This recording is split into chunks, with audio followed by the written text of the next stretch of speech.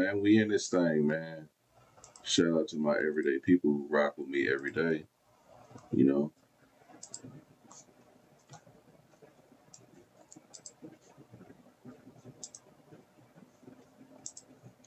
we live in this thing. How y'all doing? Please come in, sit down, take a seat. We about to get live. We got another good video. Hey man, make sure y'all hit the links down below. We got HiveMindLabs.com. Yep, HiveMindLabs.com, where you can unbig that back, unbig that benak, don't slinack. Okay. All right, man. We got another story. Shout out to everybody who pulled up in the chat. Okay. Y'all, what am I waiting for? Let's get started. Okay. Shout out to the everyday people, man. Y'all was on time. At least we're going to call it prime time. All right, let's get into it. I ain't finna hold you. This is a story about how my sister was unalived with a man that she met 3 weeks prior. So in 2014, my sister had just turned 27 years old, and she lived in another city in Pennsylvania with my mom. She was a loving, caring individual, and I feel like she was just kind of searching for love, but searching for love in the wrong places. She started dealing with this guy, and from what I understand, this guy was a drug dealer, and he didn't like kids. So that's a key part to this story. So one day, he, I guess, had went to New York City, did some things in New York City, and then he was on his way back to the city that they were living in. I guess he called her and said that he was going to pick her up so that they can hang out, and apparently they were supposed to go to the movies. So he comes into town and he picks her up. And when he picks her up, actually before they leave, my mom has this feeling, like she has this eerie feeling like something just isn't right. And so she said to her, she was just like, listen, if you're going anywhere, then you need to take your son with you. And my sister was like she was so determined to go out with this guy that she literally was like, okay. Even knowing that this guy didn't like kids, she was so desperate to go that she said, okay. So apparently, like the moments before she walked out the door, my mom said she got like another eerie feeling, and she just was like, you know what, never mind, just leave him here. So she leaves her son there with my mom, and then she goes out the door. So she goes with this guy, and apparently prior going to the movies, they make a pit stop at his apartment. So they're in the apartment, and from what I understand, while they're in the apartment, at some point she ends up going to the bathroom. And while she ends up going to the bathroom, there is a knock at the door. And from what I understand, with the knock at the door, he looks through the peephole and he sees somebody that he knows. That's a major part to this story. So he opens the door, and when he goes to open the door, this guy like kind of bum rushes into the door. So not the person that he saw in the peephole, it was a man. So he saw his ex-girlfriend in the peephole, so he opened the door, not thinking anything of it. However, come to find out, the ex-girlfriend had a new boyfriend, and she was setting him up. So he bum rushes through the door and comes in, gets him down on his knees, and somehow there's a scuffle, and he shoots the guy that my sister is dating in the back of the head. Damn. And when the shots go off, of course, you know, they're loud. So my sister was in the bathroom, so she didn't think anything of it. So she literally screamed, and when she screamed because she heard the shots, that's how they knew that she was there. So they go back there to the bathroom and shoots her twice, once in the upper left arm and then down in the torso. And then they leave. So with them leaving, I guess neighbors heard gunshots, but never called 911. I guess maybe didn't want to be involved or what have you. So come to find out, the boyfriend and girlfriend who committed the crime called some crackheads and had them go back into the apartment and take his phone and my sister's phone. He paid them X amount of dollars to go in there and take the phones. So they go in, take the phones. They don't take any money. They don't take anything else that's in there. They literally take the phones. And then the girl that took the phone then does an anonymous call to 911 and says that she thinks she heard a shooting. However, by this time, they were already, they've been gone. They've already been laid in there, deceased. My mom said that she woke up out of her sleep. And when she woke up out of her sleep, she had just like this feeling. So when she looked, she saw that my sister, wasn't there or didn't come home. So she called her phone, and she said when she called it the first time, the phone rang. It rang until it went to the voicemail. No answer. So she said she waited a few minutes, and then she called the phone again. Well, when she called the phone again, the phone immediately went to voicemail. So at that point, I'm thinking they had already got a hold of the phones and then maybe turned the phones off so that, I don't know, maybe something with the locations or what have you. So my mom says, even though she was feeling away, it was late at night, so she went to sleep. So as she goes to sleep, there's a knock at the door. And so follow for part 2. This is part 2 on how my sister was unalived with the man that she met 3 weeks ago. To start off from the last video, so at exactly 5 o'clock in the morning, there was a knock on my mom's door. So she thought that she heard something and she wasn't sure. So then there was a knock again. So she gets up and she goes to the door and she says, "Who is it?" And when she says, "Who is it?" the 2 detectives were standing there and they stated who they were. So she opens the door. So when she opens the door, she's still kind of like frazzled. Like she's kind of almost feeling like she's in a dream because she opens the door and 2 detectives are standing at the door. So she's like, "Can I help you?" And they say, "Hi, ma'am, we're wondering if you know a woman by the name," and says my sister's name, Aisha Holden. And it's not funny, but my mom says, because if you had to know my sister to know how she was, like she was funny. She always cracked jokes. Like you just couldn't really take her serious. So the first thing my mom says is, "Well, what did she do?" So they said, "Can we come in?" So she lets them in. So I guess they're like asking her all these different questions. Like, when's the last time she talked to her? And she's basically saying like, I've been calling her. The phone did ring, but now it's going to voicemail. And then she basically breaks down the situation that, she met this guy and that he came to pick her up and he was supposed to be taking her to the movies. And, she went off with this guy and she hasn't heard from her since. She said she started calling her like around 11:45 midnight that night.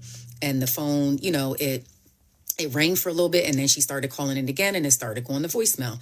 So long story short, they ask her, at this point, she tells them like, "That's my daughter, like what's going on? Because what is all this about?" Like she's starting to get frustrated because you know how it is when the detectives come, they ask all these questions before they basically tell you what's going on. So at some point within the conversation, they ask her to sit down. And so she goes to sit down. And when she goes to sit down, they proceed to tell her that my sister was unalived. At this point, when they tell her that, she still does not believe them. Like she does not believe that that they just told her that her daughter's unalive. So she's like, "You need to call my daughter." But at this point, she's saying, "Call me." She's like, "You need to call my daughter. You need to call my daughter. Like, I don't understand what's going on. Like, what are you talking about? Is this a joke?" She was alone. And at the same time, she had my sister's son with her who was sleeping. And at the time, he was only 3 years old. So at this point, she starts calling my phone, but it's 5:30, almost 6 o'clock in the morning. And I had to be up for work at 7 o'clock in the morning. So, I didn't hear the phone. I had the phone on vibrate. So she calls my aunt, and we're extremely close. So at some point, my aunt starts calling me and my cell phone, I remember it like it was yesterday. My cell phone starts ringing on the nightstand, and it actually felt like I was in a dream. The phone was ringing, ringing, ringing, and it rang so much that it fell off the nightstand onto the floor. And so when I picked up the phone, because it was ringing, it was my aunt, and I literally like went off. I'm just like, why do you keep calling me? Like, I gotta get up, I gotta go to work, yada yada yada, whatever, whatever. So she's like, get up, get up. She's like, I'm on my way to get you. I'm on my way to get you. Something happened to Isha. Something happened to Isha. And I'm just like, what? Now, key part to this. I know this sounds absolutely insane, but 2 years prior to my sister's unaliving, I had a dream that she was unalived in a ditch. And I remember I called her on the phone and she didn't answer for hours. And when she finally answered the phone, I literally cursed her out. Like, why didn't you answer the effing phone? Like, I've been calling you. I had this dream. I was worried, yada, yada. So it's crazy that exactly 2 years to the date of that dream, my sister was unalived. So I get myself, like, I jump up, I'm like frazzled. I'm like trying to get myself together, everything like that, throwing some clothes on. So I call into my job and I let them know that I'm not coming in because something happened to one of my siblings. That was all I said. So in the meantime, by then my aunt gets to my house and it's about a 45-minute ride to where my mom lives in the next city over. So we're riding up there. Now, mind you, as we're riding up there, in my mind, I'm thinking, not that this is a joke, but I'm thinking, like, there's no way that, like, this is true. Like, I know we're going to get there. She's going to be okay. Or, she just didn't come home. Like, there is no way. So while we're riding up there, I get online and I look up the news in my mom's city. And it says, male and female found deceased in an apartment building. So, and it's crazy because look at my hands. I'm like shaking, reliving the story. But even then in my mind, I'm like, there's no way that is her. Follow me for part 3. This is part 3 on how my sister was unalived with the man she met 3 weeks ago. So to jump off from where I was in part 2. So I'm riding up, I see the article and I'm still in disbelief. Like, no, there's no way this can't be. So we get up to the city and we get to my mom's house. And when I get there, my mom is I felt like she was like in shock. Like she came out of her apartment and, my nephew was there, who again is only 3 years old. And, he's bouncing around and bopping around. And my mom starts telling us all the things that the detectives, and the cops said to her and like all these different things, but it still doesn't seem real. However, they said that we needed to go to the hospital to ID her body. So at this point, we all get in the car, which is me, my mom, my aunt, and my nephew. And I had reached out to my sister, had a different dad. So we have the same mom, but she had a different dad. So I had reached out to some of her dad's side of the family, and 2 of her cousins said that they were on their way up to the hospital as well. So we get to the hospital. The crazy part is, as I told you in part 2, that I called into my job. When I called into my job, instead of it being a private matter, which to this day I'm still disgusted, it literally spread like wildfire. They literally must have been chatting and chatting and chatting and like trying to find out information and all this other stuff. It got out so fast. So mind you, this is in a city 45 minutes over. It wasn't even in the city that I lived in. When we get to the hospital, we walk in and the craziest thing happens. We go to security and we tell them why we're there. I gave the security my ID and everything like that, which is crazy, is the phone rang as I'm standing there. As I'm standing there, and guys, please forgive me because I'm a little shaky because it's every time when I think about it, it's like reliving it all over again. But I'm standing in front of the security guard's office at the hospital and the phone rings. He answers the phone and someone on the phone says that they're me. So they call the hospital trying to get information on my sister and says that they were me. And it's so crazy. Like the guard was like, you're, Jasmine Holden or whatever. And they're like, yeah. And he's like, well, that's funny because she's standing right here in front of me. And then he hangs up. So people were literally already calling, trying to be nosy and get information. So we sit down for a couple of minutes and they said we had to wait for, someone to come and get us. So someone comes and gets us and we all get in the elevator. Now, this is where it gets crazy. We get in the elevator, and still I did not think that it was true that this was happening. I'm still like, no, we're going to go down there. We're going to ID the body. It's not going to be her. Like, this is a joke. It's not, We got in that elevator, and the elevator started going down. And when it started going down, I honestly felt like my heart just like sank. But in my mind, I'm still trying to tell myself, like, there's no way, like this, there's just no way. Like, we're going to go in here. It's not going to be her. It's all going to be fine, whatever. So we get down to the bottom floor. It's so cold. It's dark. It's quiet. I didn't know that this is like the morgue of, the hospital. I've never been, in a situation like this before. So they take us to this room, and the doors closed, and they had 2 guards there. And I remember them saying, when you get inside, please, you're not able to, don't touch anything. Like, don't touch the body, you can't touch the body. So in my mind, I'm still like, there's no way.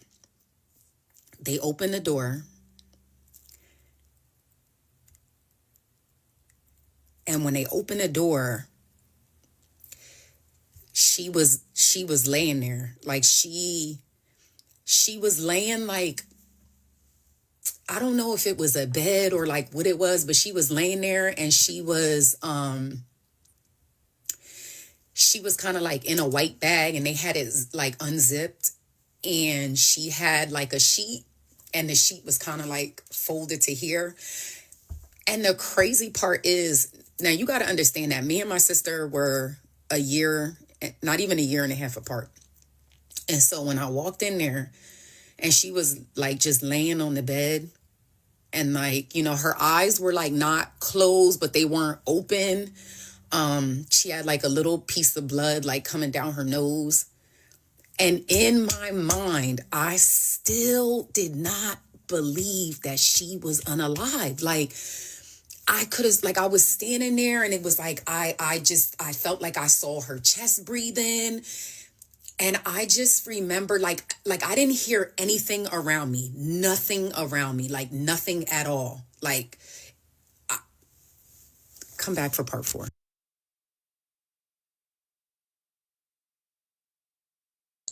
Hey, I'm about to get choked up. Damn, do y'all need a minute to go cry? Cause woo, Lord, I gotta.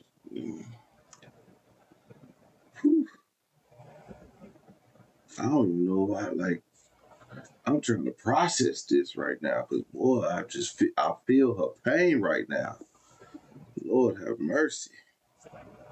So we're gonna continue, but look, I had to stop. It's like this, my heart got to beat.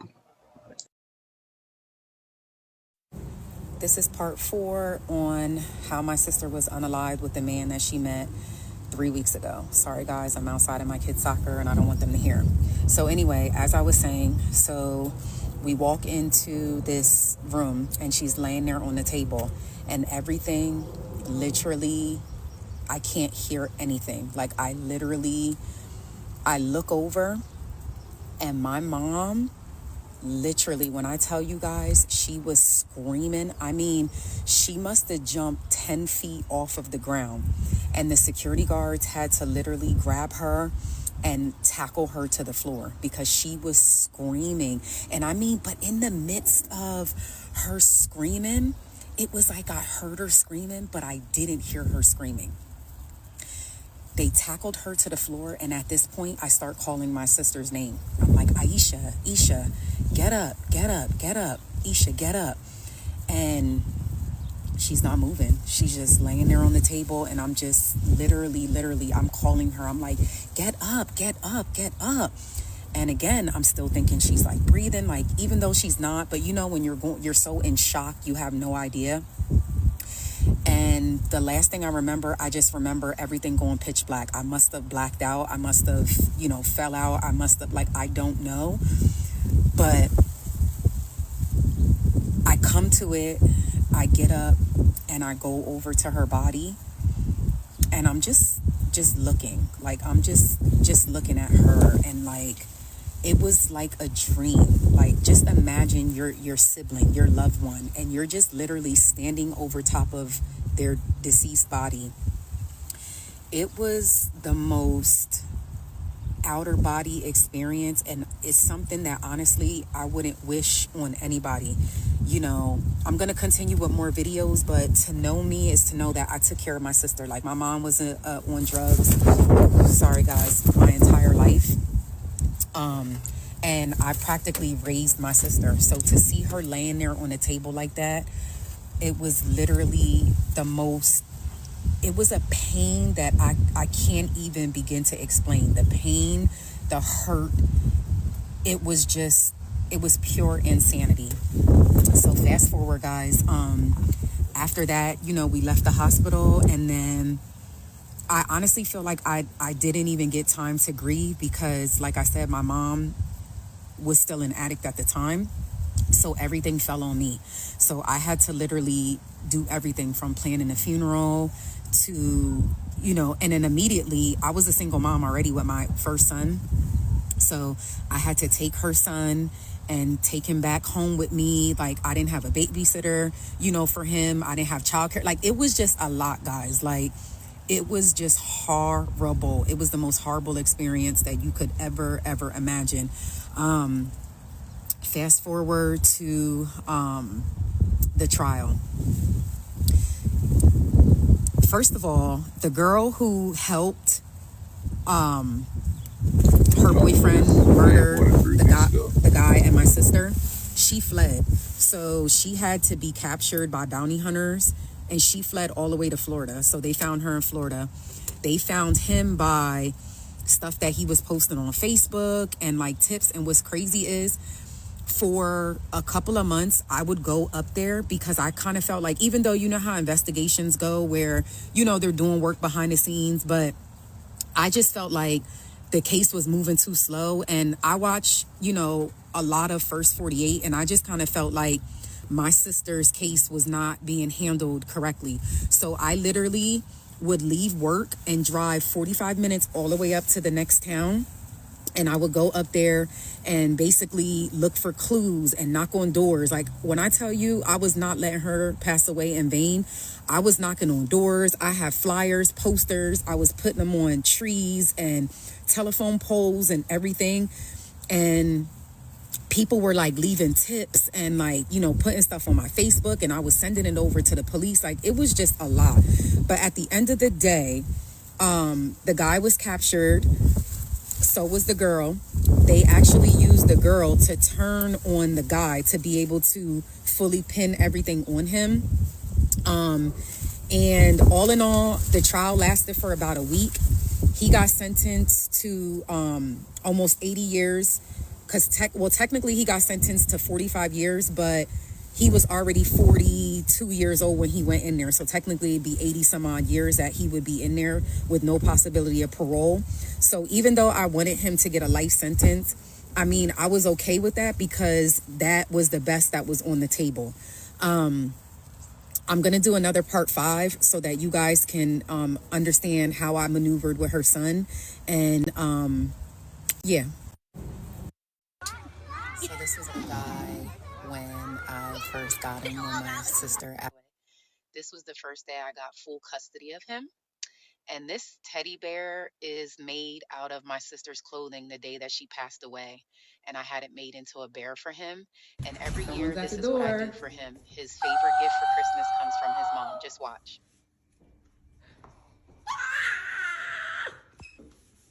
I was told to deliver this. All right. So let's read it. All right. So you're AJ, right? Mm-hmm. To AJ from Mom in heaven. She says, I love you always, son. Merry Christmas. Be good. I'm always with you. All my holiest realization. What is it? It's the ticket for Spider-Man No Way Home.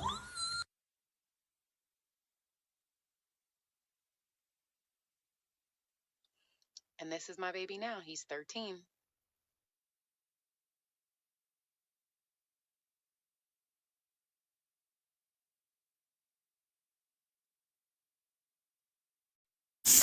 Hey guys, this is part 6 and 7. Tonight I'm doing part 6 and 7 of my sister was unalive with the man she met 3 weeks ago.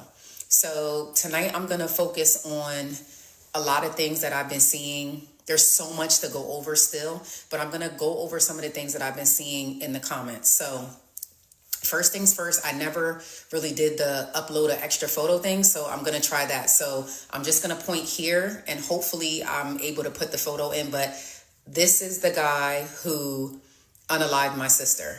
Now, I'm hoping that I'm able to put the picture in there. If I don't, guys, forgive me. I'll try to put it in the comments or something like that, but let's go there first. So the man who unalived my sister was sentenced to 40 years for a double unaliving.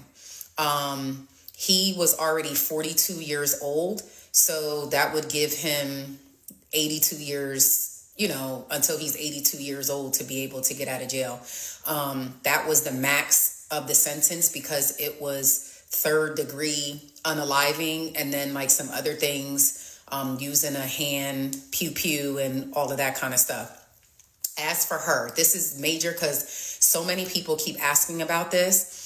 As for her, she got time served. She got time served, which was technically 8 months. And the reason for that being is because they had to use her testimony against him because technically there was no one who saw it. So he could have potentially got off. So what they did was have her flip on him so that she could ID him as the pew man. And in exchange for that, they basically let her walk. It was actually heartbreaking because if you watch my other previous stories, you know that she was the one who set this whole thing up. So how dare they? And that was very hard because when they brought it to me, I was like, no, absolutely not. But then I had to understand after they broke it down, the detectives, like, listen, there's a chance that he could walk. So we have no choice but to go this route. So she basically got time served. Another main thing that I want to touch on, guys, is there's so many people that are in the comments basically saying, how do you know, like basically word for word what happened? Let me explain that to you. So a lot of you know watching the previous videos, and I'm going to go into a whole nother video in regard to my mom, but let's talk about this right now. So I spoke on, my mom with her addiction and things like that. So you could only imagine, my mom was already in addiction. So can you imagine now knowing that her daughter was unalive, what that did to her? My mom literally was done for. Like when I say went off the deep end as far as the drinking and drug use and all that kind of stuff, just a mess. My sister, for those of you that don't know, was the youngest of us 3. And you know how they always say like your parents don't have favorites, but we all knew that my sister was my mom's favorite. They were like this. The relationship was extremely toxic between them two, but they were inseparable.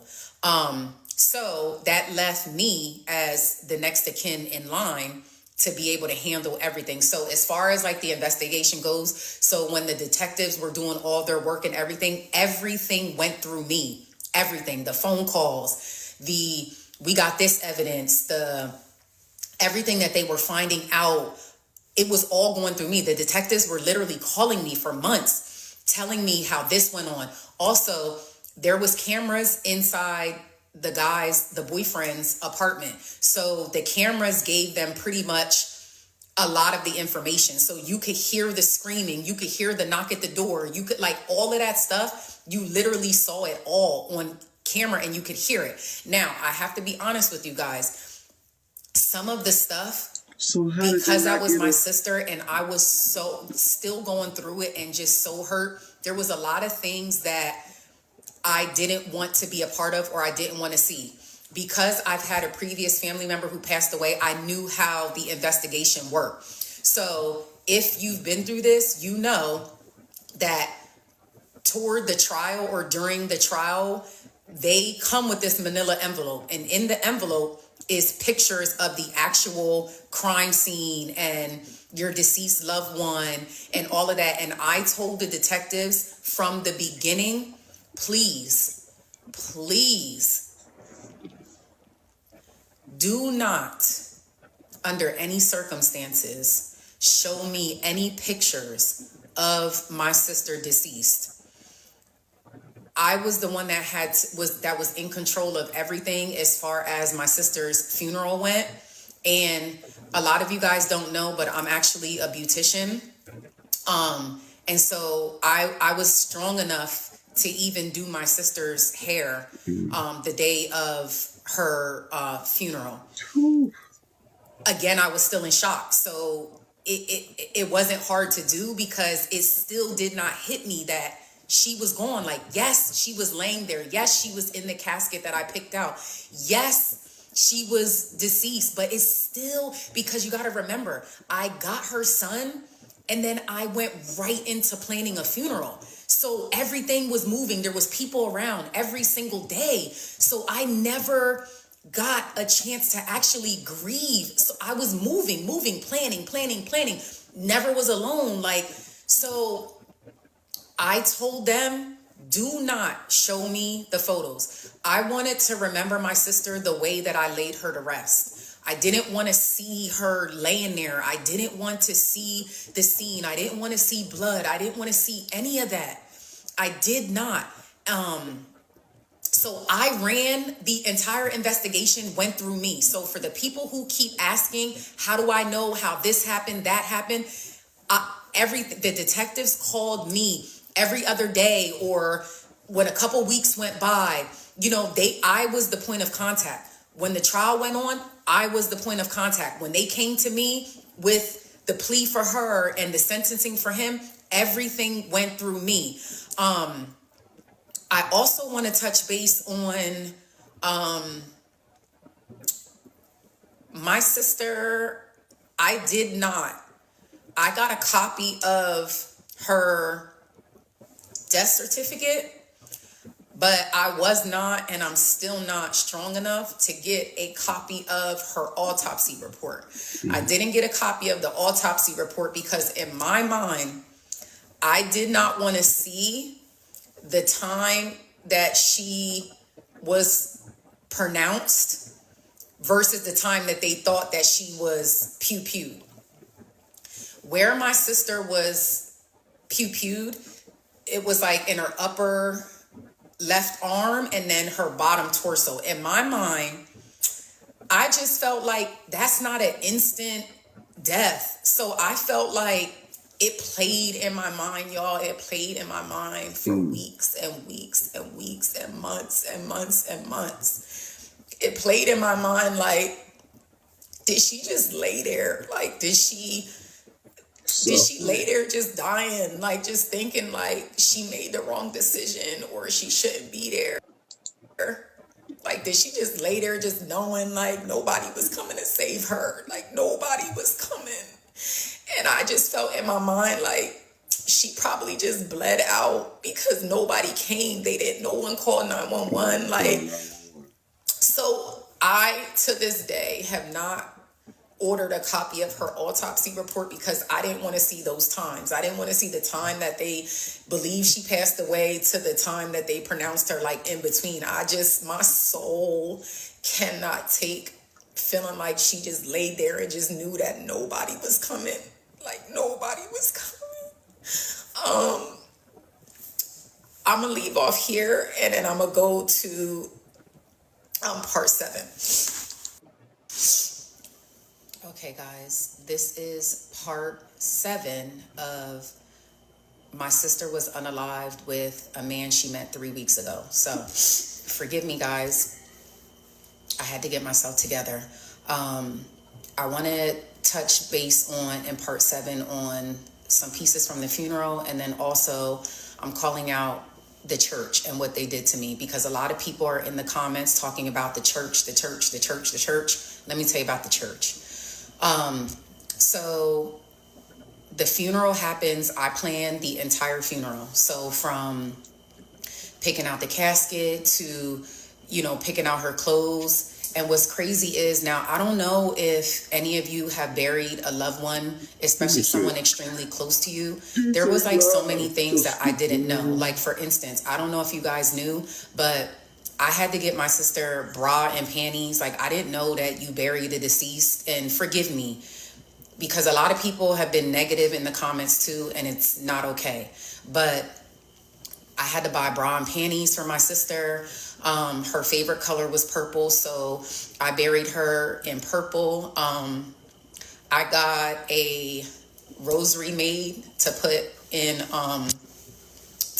her hands, and it was purple. I put a picture of her son inside the casket with her.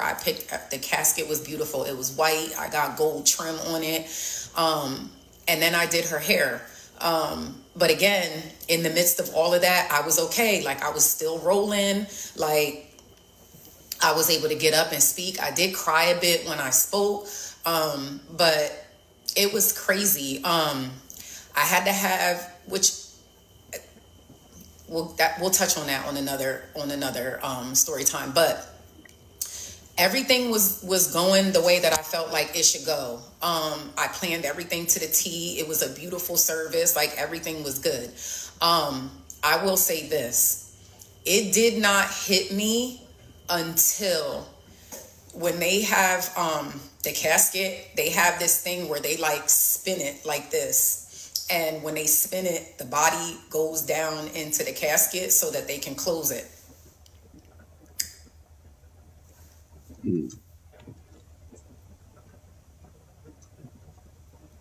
Take your time, sister.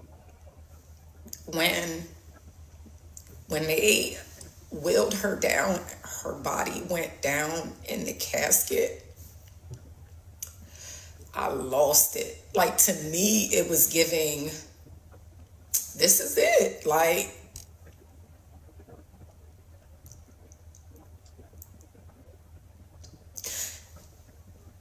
and I'm gonna do another story time, but like,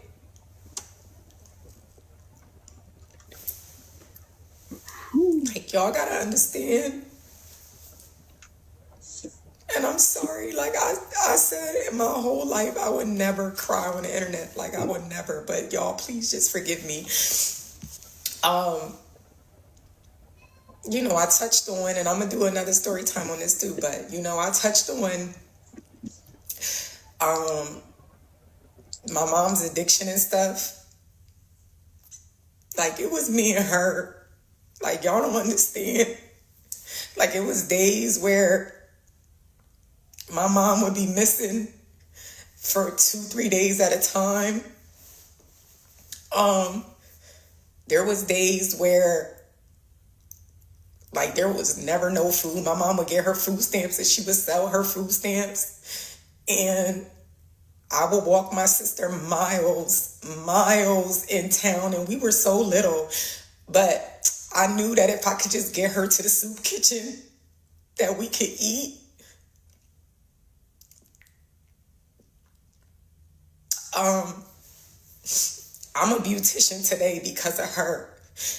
I was so smart when I was young, and I'm talking like, y'all don't understand, like, we was 6 and 7 years old, like, we was little. And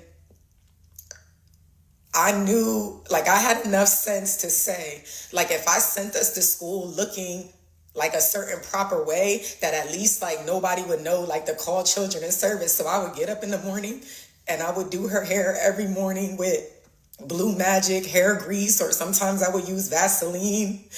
And I would take our underwears and I would wash them out in the sink, because I was smart enough to know that we at least needed clean panties. So I would wash the underwears out in the sink and I would hang them in the back window. And it would be crazy because sometimes in the wintertime, it was so cold outside that the underwear didn't dry in time. They would have icicles on them. Like, y'all don't understand. Like, I took care of her. When we was hungry, I used to go to my friend's house after school, And I used to pray that they would say, like, you could stay for dinner, because I knew that my only meals was in school. So regardless of anything, I went to school, like, so I could get breakfast and I could get lunch, but I knew I had to figure out dinner. So I would go to my friend's house after school and I would pray that they would say, oh, you could stay for dinner. So what I would do is I would eat the food, but I would specifically eat half of the plate. And then I would like rush and act like I had to go home. And I would be like, well, can I take this with me? Because I would take it home for her because I knew she was hungry. Like when I tell you, y'all, like y'all don't understand. I took care of her. So, and it's so much more that I could share with y'all, but you don't understand. Like when they willed her down and then her body just went down into the casket, it was like everything went. The hurt, the pain, the hungriness, the not having clothes, the being made fun of, the bullying, like all of it. I just felt like I protected her. Like I protected her entire life. I'm talking about, y'all, like when somebody wanted to rumble my sister, like all she had to do was call me. Like when I tell you it was me and her, it was me and her. It was me and her until the end. And so that pain of seeing her go down in the casket, I just felt like I couldn't protect her. I felt like I protected her all my whole life. And I just carried the weight of just feeling like I wasn't there, like I couldn't protect her. And so like I said I wasn't going to do another story time, but because I know this was supposed to be about the church, but I just feel like, y'all, I've been through therapy and it's what got me through, but I just want to share this with the world. Like I just if I can just help one person, one girl, one woman that just doesn't listen or listen to the signs or anything, like I just pray that y'all just watch this and just listen and be careful, about the people that you surround yourself with and just make smarter decisions. I said I wasn't going to do another story time, but I'm going to come back and just do one more for tonight. This is part 8 y'all about to cry today. On my sister was unalive with a man that she met 3 weeks ago. So in the previous video, I said that I was going to talk about the church, but then it just got too deep and I got totally off topic. But a lot of people in the comments are saying, if you had a good church home and all this other stuff. One, I don't know why people think I'm not in church. If you have looked at my page, what does church have my life is God and Christ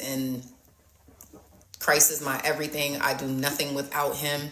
And to be honest with you guys, I feel like the only way that I made it through this entire tragic situation was knowing that to be absent with the body is to be present with the Lord. And me and my sister were baptized together. And so I know that she made her way to heaven. But let's talk about the church. We both were members of this church. I'm calling them out. Zion Baptist Church in Reading, PA. We were members of that church. We were baptized together August 1st, 1999. Our foster mom, because that's a whole nother thing. I'll eventually get into it because we went to foster care. But our foster mom was big into church, and that was the church that she was a part of. So we got baptized there, and we went to that church for years. Now, as a lot of you know, sometimes you move away and you move to different cities and different states, but that's always your church home. So, and a lot of you know, like in Black churches, when you come home, they ask you to stand and you say, this is my church home, but, I'm bringing you greetings from, and then you state your new church home and yada, yada, yada. Okay. So not only that, what also is crazy is in churches, you cannot be a member there and you can get married there. You know, they rent out the hall when it's the people on the sick and shut in list. You know, when they pass away, you know, they have their funerals there, even though they haven't been to church in years, you know, all of these different things. But let me tell you what they did to me. So, you know, my sister was unalived, and what's the first thing you do and first people you lean on? Your family and your church family. I went to church. I paid my tithes and offering every Sunday, took my son to church, dressed him in the best of the best, showed up, was on time for years. So when my sister was unalived, the first thing I thought of was call my church, because I could do, you know, her, even if I didn't do her funeral there, I could at least do her repast, because my family has a great relationship with the funeral home that I buried her at. So I was like, okay, even if I use the regular funeral home, at least I could do the repast here, right? So I calls down to the church. I don't get no answer at first, so I leave multiple messages, right? So I'm leaving messages, you know, I'm calling multiple times in a day because, you know, I'm planning everything. I'm trying to get everything set. And this is simply to do the repast, because at this point, I already have the funeral planned out, but I wanted to do the repast and have a place that, you know, family and friends and, you know, we could gather and sharing memories and all these different things. So I'm calling. So day one, nobody calls back. So day two, I call, leave multiple messages, you know, nobody calls back. So at this point, I have certain members of the church contact. So I reach out to, and I don't even know if they even deserve grace for me to even put their names out there. So I won't do that. But I reached out to one of the deacon and the deaconesses that I was close to, like the closest to, like literally knew them almost my entire life. Reached out to them, left a message with the husband, didn't hear nothing back, but I called the wife. So, you know, called her up on the phone and basically just let her know that I was looking forward to using the church's basement, so that, now mind you, they have all kind of events there, all kind of knitting services, outside services, people's wedding receptions. Mind you, people that don't even go to church. I know people who have got married at Zion Baptist Church and were not members of the church. But okay, that's neither here nor there. So, you know, just let them know, like, hey, I'm looking to use the basement of the church. I don't need anything additional. If there's a fee, I'll pay the fee, whatever it is, you know, or if you're not looking for a fee because I'm a member, I'm still going to I would love to give the church a donation for just allowing me to use the space. So the first thing she said was something like the hospitality crew isn't available for that day or something. So I'm saying to myself, well, I don't need the services of the hospitality crew. Like, I just need to use the space, in which people have done kids' birthday parties there as well. Let's be clear. So the hospitality crew isn't doing Ray's second birthday party. Okay. So that was the first excuse. So then I came back and I'm just like, you know, I don't need the hospitality crew. Like, my family is willing to come in and help me, and we do the food and everything. We literally just need the space. That is it. Do you know that they tried to tell me, mind you, no one from the church called me to even ask me how I was doing, if I needed anything, Lord, to even give sis a prayer. Nobody called and checked for me. Meaning, this is a place that I go to every Sunday, that I pay my tithes to, that I am in prayer with, that I show up for, like my church home, as in I was a grown adult and been going to this church since I was like 9. No one called me. No one called to check on me. No one sent condolences, not a flower, not a card, nothing. So then I was told that because she moved away, technically she wasn't a member of the church. So I can't have her repass there. When then the reality was, because, you know, people at the church talk. So it got back to me. The reality was the church didn't like the manner in how she passed away. And so because they didn't like the manner in how she passed away, they refused to allow me to have the repast at the church. So people who aren't members of the church can get married there. You know, all of these other activities and things like that can go on. But my own church home, who I loved and trusted, did not allow me to do my sister's repast, not even the funeral. But they would not allow me. Zion Baptist Church in Reading, Pennsylvania, would not allow me to do my sister's repast at their church, which was my church, I should say, because they did not like the manner in the way that my sister was unalived. And so after the last phone call where I said that I didn't need the hospitality crew to assist with the repast, they just stopped answering my calls altogether. They did not return any calls. They didn't pick up the phone for me. They didn't check for me. They didn't ask, okay, well, did you still want to do this? No one called. No one called. So that's how I know it's true. Because if I asked you more than once and then you just flat out don't return the call, clearly it was true. But I will say this.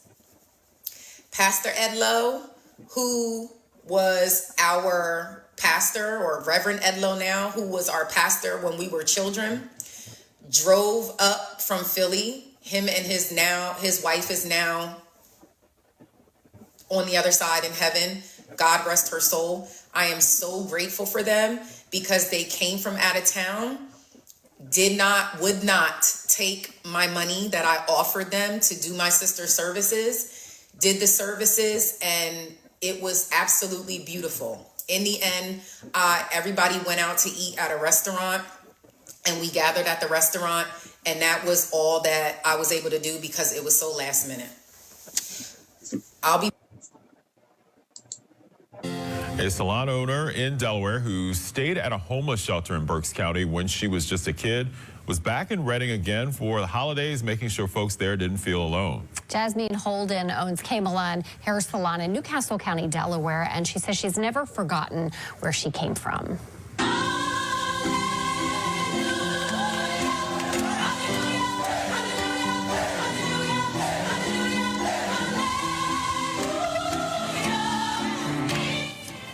A lot of presents in that room, and there was a big party in Reading for the kids at the Opportunity House shelter in Reading. Jasmine and her family spent part of their holidays here in Berks throwing this party and visiting families, giving out all of those gifts that she had wrapped. She's living proof that you can make it out onto the other side of all that struggle and hardship. She grew up in Reading, and in the 3rd grade, she says when her family could no longer keep up with the mounting bills, they turned to the Opportunity House shelter. Her mother struggled with addiction, and Jasmine had to raise her sister when she was still just a kid herself. She says she remembers waking up at the shelter on Christmas morning when she was little and promising herself then that when she was a grown-up, she would come back and give what she could to those who were still there at the shelter. So every year, Jasmine has been doing just that. The party she had this year was held right before Christmas. Santa was there. Her organization is called Opportunity Angels in honor of her sister who passed away. And this year, Jasmine filled Christmas wishes of 45 children at the shelter. She also was able to help 10 families who were in need of some holiday cheer. So Jasmine says it always feels good to be out there just doing the work. And she says she plans to do it all again next year as well. But you saw that living room there. Yeah. And she gets help from the community. You know, people have learned about her story and her background. We had done this story with her last year as well. And she said as she tells the story, especially to clients in her salon, they just want to help in some way. So it's really grown. It just gets bigger every year for her. She definitely delivered. There seemed to be a faith faith component because she was getting prayed for, and then the music. What was the music? Yeah, so that is music that she laid underneath there for that video that she sent me. But she has a lot of faith, and she leans on that faith, especially during times of struggle in her life. So I know she always makes that a part of her giving this time of year as well, just to kind of get that out there for anybody who needs it. Okay, nice. All right, here, people, everyday people, man, y'all could go ahead and cry Ooh, Lord have mercy. Yeah, I wasn't ready for that one. Yeah, I wasn't ready for that one. I wouldn't either. Cause man, I can't even imagine the trauma of losing a sibling after going through so much. Now, my father, as many have known, my father has passed on, but he not gone. He lives through me. Can everybody say amen? We not gonna be like the new Church of Zion in Reading, PA. You know what? I was wondering where she was going with the church, and you know, church is just a body. You know what I'm saying? And the body collectively, like they got all come together. And yeah, she got a TikTok. It's in the hashtags Jazz Milk Milan, and so I think about it like this. Um, I remember I was gonna get married at my church, and then yes, your boy was married. But I forgot what it was. I think they had something else going on, but I wasn't mad because I was just like, damn, I've been going to this church since I was a kid, and I remember watching my uncle get married there. I remember watching, other people that I grew up with getting married at that church, and I was like, this is where I want to get married at. But then, you know, later down the line, after being married and all that stuff, and other things started to happen at that church. I'm like, man, I guess it wasn't a bad idea that I didn't get married there because I ain't got to hold on to my you know, conscious thinking that this is going on and look where I got married at. Where you get married at? Da da da da da. They be like, oh yeah. So no, okay. Um, but I'm not gonna put that church's business out there. But just say it just wasn't holy. I mean, somebody's hole was holy, but it's neither here nor there. Shout out to this young woman. I want to send condolences to her and her family. I know this was probably the hardest thing she did. She really jerked some tears, and it really, really resonated with a lot of people. People was like, I can't deal with it. I can't sit through this. This is really, look, I get it. I get it. This was hurtful. But sometimes we got to look at this stuff head on. And as a collectively, I think we all feel the same way. You know what I mean? There were a few trolls in the chat, but like, you know, I mean, if you, it's just gonna be some shit to step on every now and then. But who cares? We know, and everybody who felt her testimony, and everybody felt how she was grown up and how she was. If you felt that, I know some of y'all felt that. But if you felt that, I know that you either prayed in the midst of this, you thought about your loved one in the midst of this. You probably almost broke down. I almost broke down. But after after that mishap the other night of falling asleep on live, I said, well, damn, you ain't gonna see me cry either. Okay, you see me fall asleep, though. You ain't gonna catch me crying, goddamn.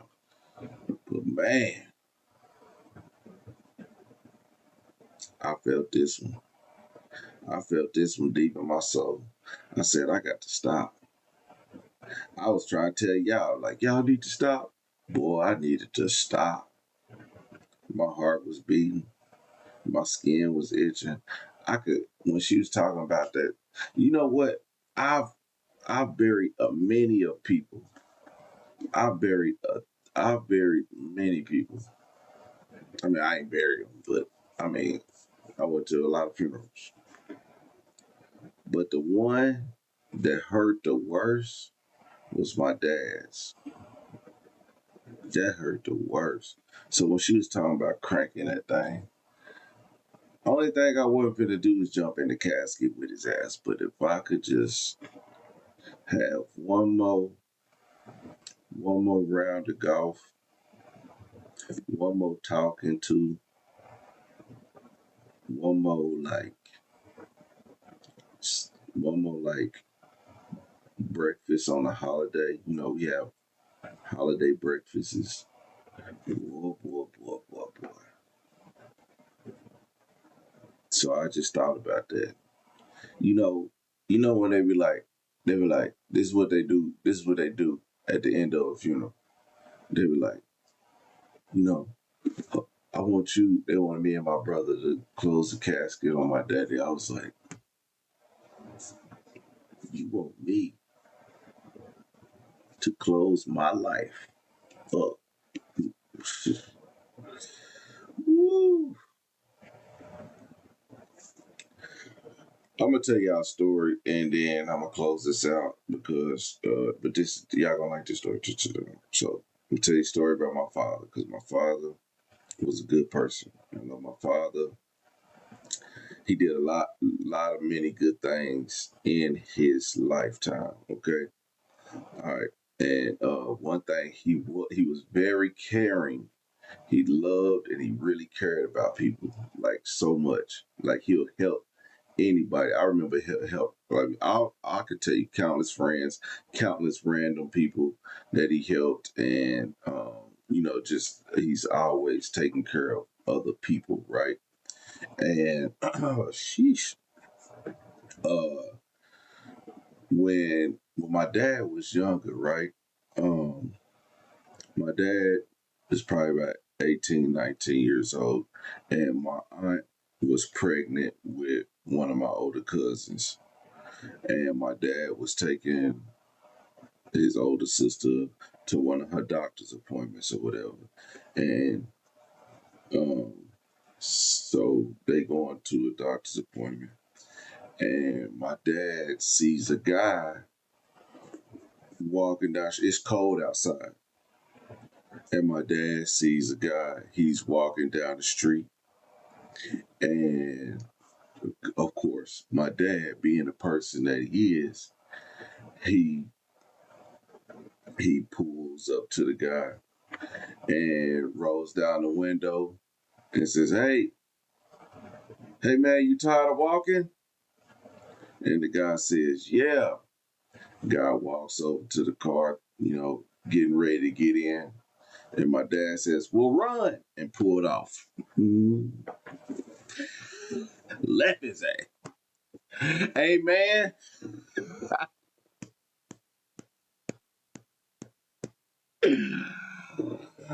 Oh, my daddy is a damn fool.